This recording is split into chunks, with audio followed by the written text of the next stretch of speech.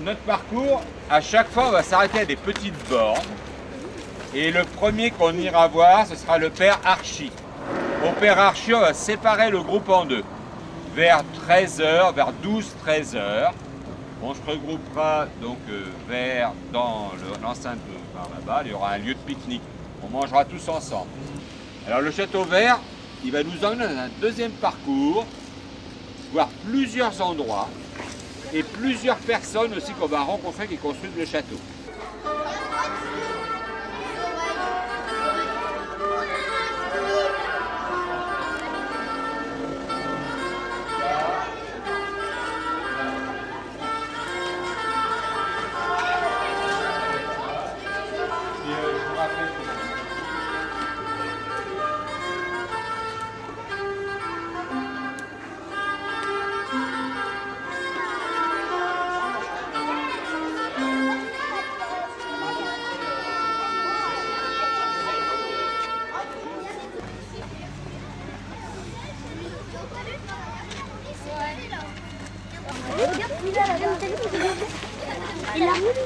C'est bien fait ça, c'est bien fait. Ouais, c'est bien.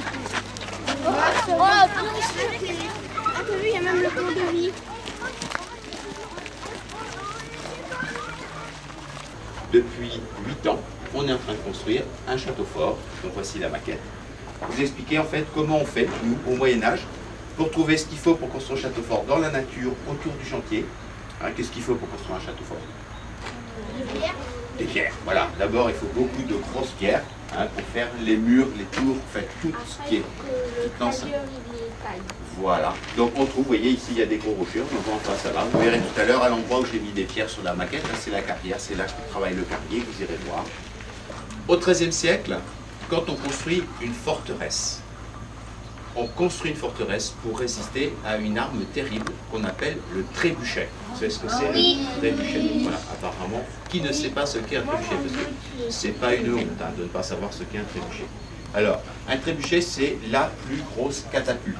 Catapulte, vous savez ce que c'est? Oui. C'est un très gros lance-pierre, en fait. Donc ça, c'est les outils que vous utilisez. Et bien, les outils du maître d'œuvre, c'est les mêmes outils. Les voici.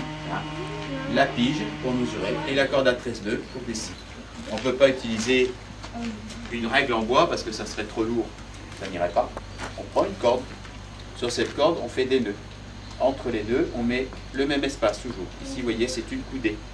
C'est la corde à 13 nœuds. 13 nœuds ça fait 12 intervalles sur la corde. Donc ça c'est l'outil dont le maître d'œuvre se sert pour tracer le plan du château. Et donc ça c'est la même chose mais avec un pied entre les nœuds. C'est une corde entière celle-ci. J'ai ma corde en boucle. J'ai 12 intervalles. Je les répartis sur les 3 côtés d'un triangle et regardez ce qui se passe. J'ai mis 3 intervalles ici, 1, 2, 3, ici 4, ici 5. Et là, qu'est-ce que vous voyez? Un angle droit. Un triangle 3, 4, 5, c'est un triangle rectangle. Donc regardez, quand j'ai un angle droit, je peux faire sans problème un carré. Voici le rectangle. C'est pas difficile, hein? C'est pas fini. Voici un triangle dont 2 côtés sont égaux. 5, 5, 7, très bien. Prends celui-là, tu l'emmènes là-bas. Tu lâches l'autre. C'est bien le nœud, hein, pas à côté du nœud, parce qu'autrement c'est pas juste. Voici le triangle équilatéral. Et ça, vous connaissez? Le trapèze.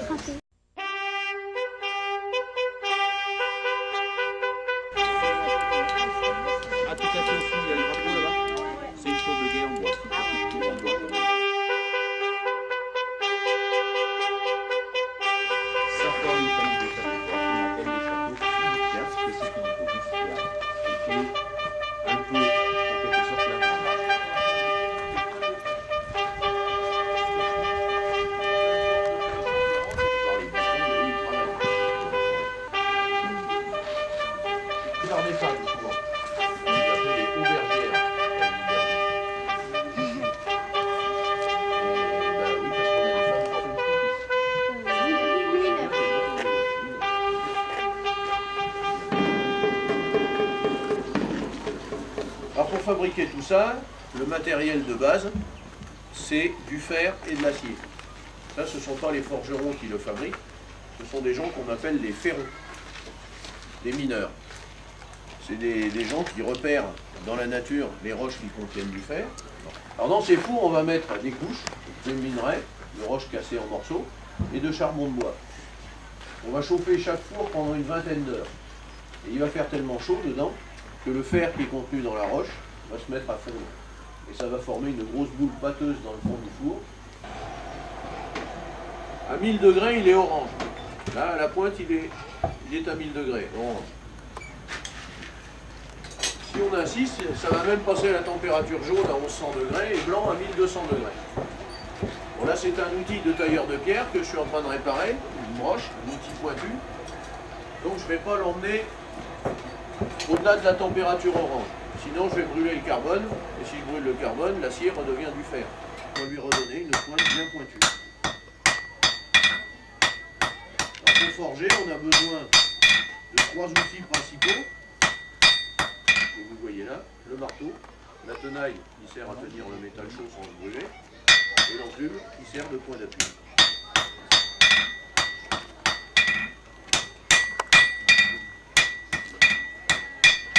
Vous voyez que la pointe est reconstituée. Les armures arriveront au XIVe siècle, donc on n'est pas embêté avec ça. Alors on va chauffer la penture. Température jaune, toujours, 1100 degrés. Le métal va être tout mou, on va se placer au-dessus d'un trou de l'enclume.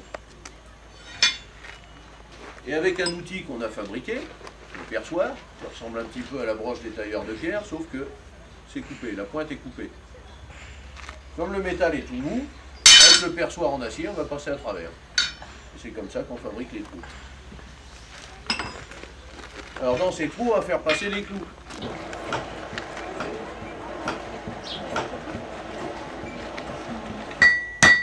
Le métal s'étire beaucoup plus vite. Et c'est vrai.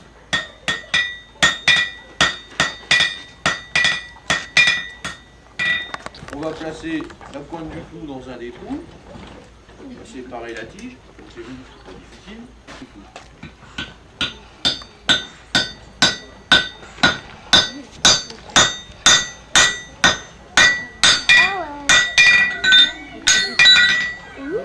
On va fabriquer un clou tordu. On va voir que le fer, c'est un métal qui est sympathique, parce que même quand il est froid, on peut continuer à le travailler. Alors que l'acier, on ne peut pas. Comme il est beaucoup plus dur, lui, il casserait. Et voilà le clou tordu. Par des femmes, souvent. On les appelait les aubergières, pour les aubergistes. Si on plante le cavalier, le cheval va continuer tout seul. Et là, on se prend 600 kg lancé à 40 km/h. Ça m'étonnerait que ça nous plaise. Donc, on arrête le cheval. Il y a un mot. Le mot. Le mot, en fait, est une phrase. On fait en plusieurs morceaux. Alors, 1200. Vous retenez tous les critères.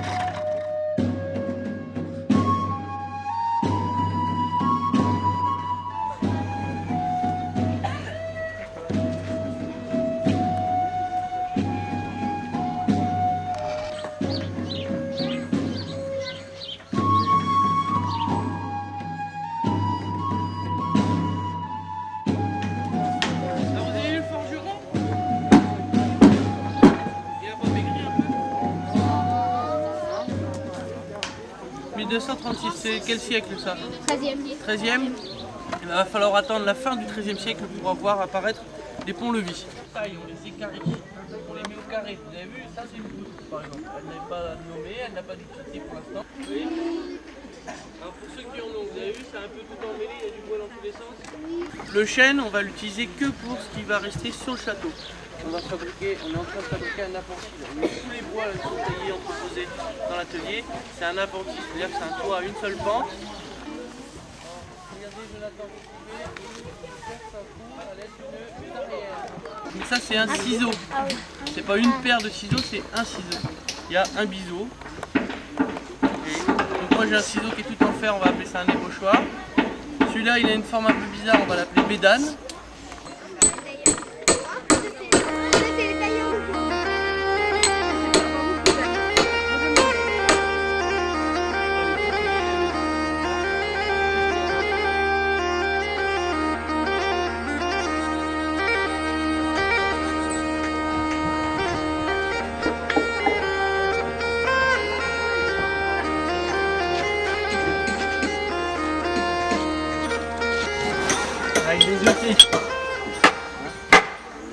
Ça c'est quoi d'après vous?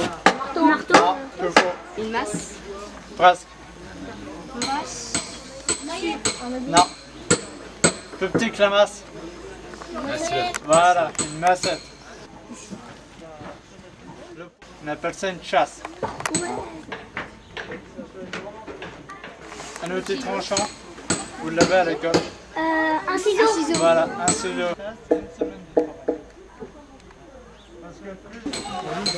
Combien de kilos? Ouais, c'est 7-8 kilos. Ah oui. De taper une heure avec, c'est plus des épaules et des bras, non. C'est des... C'est du soleil, là. Mais c'est du bois. Ça veut dire que quand mon bras...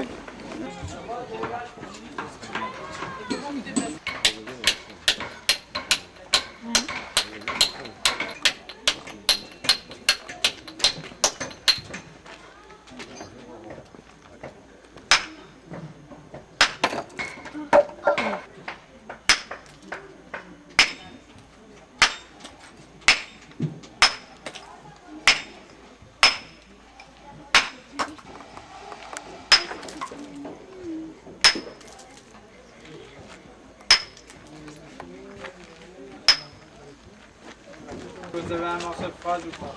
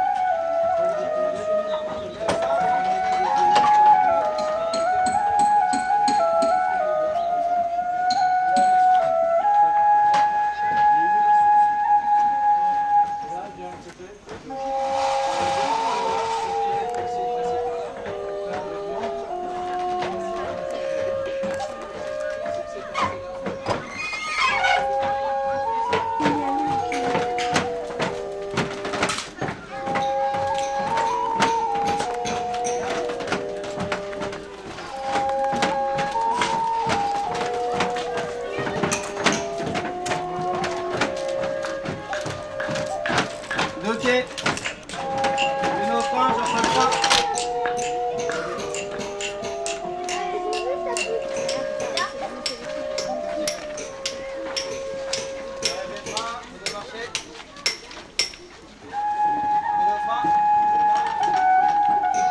Il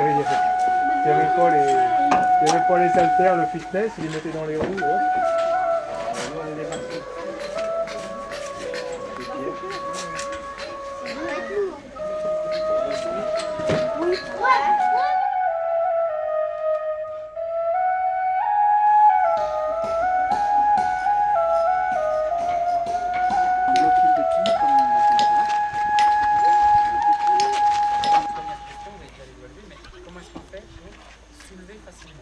C'est la massette. Le ciseau et la broche. Et la broche. Avec ces trois outils, si je veux casser une pierre en deux, alors, est-ce que donc le petit trou que je fais, je lui donne une forme qui va bien pour qu'on puisse coincer justement le point, comme ça. Une petite forme en V, en vase. Et après, je tape pas à côté, non? Je tape où? Dessus. Et qu'est-ce qui va se passer? Ça va rentrer. Voilà, ça va. Voilà, on va mettre la planche dessous parce que ça va nous faire un petit point d'appui. Et donc ça va permettre de faire une bascule. Et pour que ce soit facile,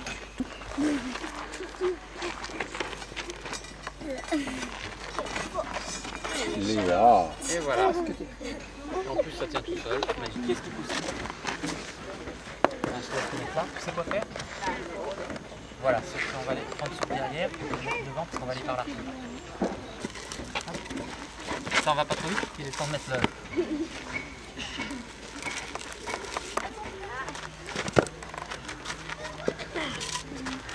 Ça gêne en général. Un dernier coup. Là, regarde, là. 1, 2, 3. Voilà, pareil. Merci. Ah, mais bon. Oh, mais ça tombe, ça Et ben maintenant vous êtes là, vous restez là.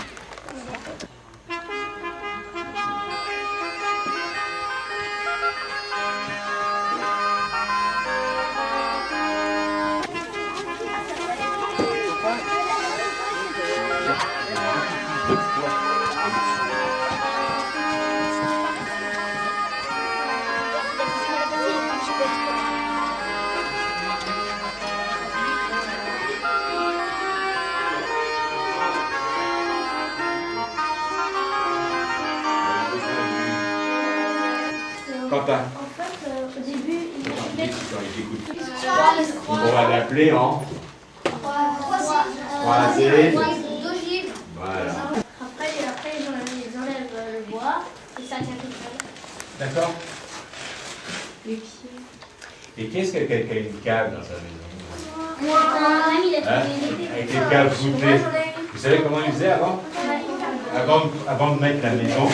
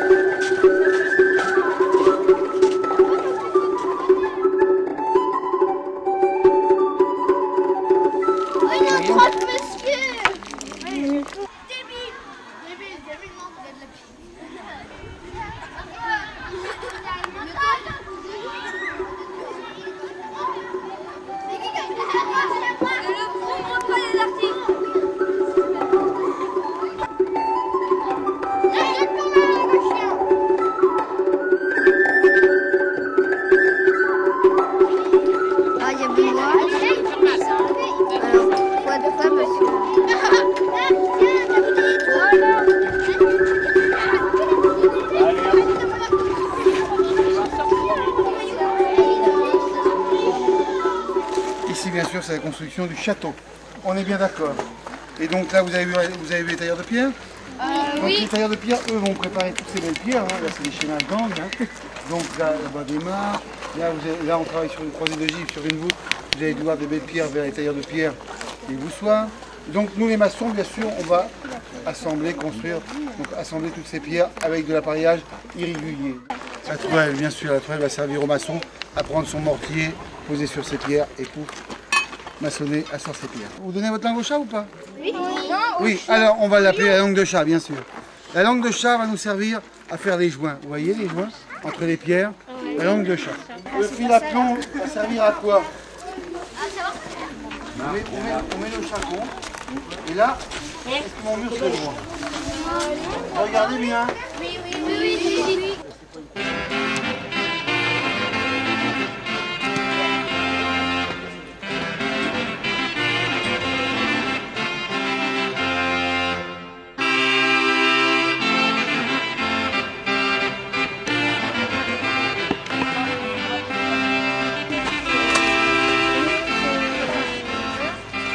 Alors, ici dans mon atelier, on voit beaucoup de cordes. On va appeler ça une corderie. C'est moi qui fabrique les cordes. Je suis donc un cordier. Et non un cordelier comme certains le prétendent là. Le cordelier, c'est un ordre religieux. C'est celui qui porte la corde autour de la taille et qu'on rencontre dans une église. Et une fois qu'on a la bourre de chanvre, on va prendre un rouet et on va filer comme la laine pour faire ce qu'on appelle le brin. Le rouet de cordage est en deux parties. On a d'abord la tête du rouet et là le chariot.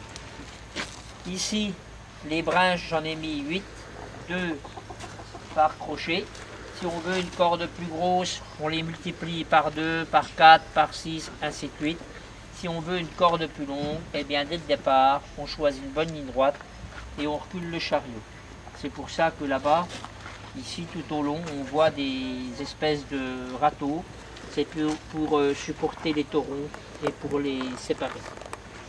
Mon tauron, pendant sa fabrication, pour être bien solide en diminuant, eh bien, il faut d'abord qu'il perde 10% de sa longueur. Entre ce crochet-là et l'autre crochet, j'ai exactement 2,40 m. Je vais mesurer 24 cm et je fais un trait. En diminuant, ça va tirer le chariot. Les roues ici, devant de la roue, quand il arrive au trait, les 10% sont écoulés.